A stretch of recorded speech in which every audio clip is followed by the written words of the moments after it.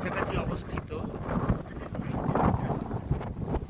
চারপাশে অসংখ্য crater lake মানে জ্বালামুখ হ্রদ, বারংবার অগ্নুৎপাত হয়েছে, তাই বিভিন্ন অংশে ক্রেটার ফরমেশন হয়েছে।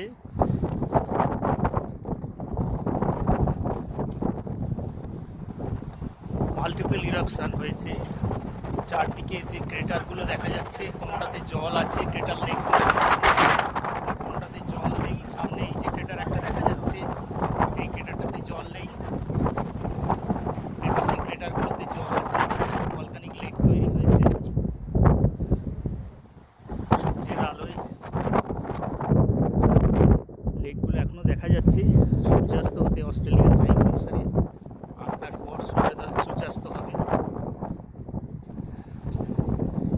এই হলো সেই ভলকানিক পিক যেটাকে সংরক্ষণ করা হয়েছে, এবং এর মাঝখানে একটা হোল দেখা যাচ্ছে, একটা ভেন্ট বা পাইপের মতো একটা অংশ দেখা যাচ্ছে।